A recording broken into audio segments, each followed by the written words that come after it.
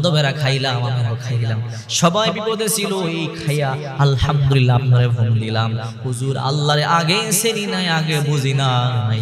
আজকে আমল করে ফায়দা পাইলাম, যে আল্লাহরে বিশ্বাস করলে, আল্লাহরে ডাক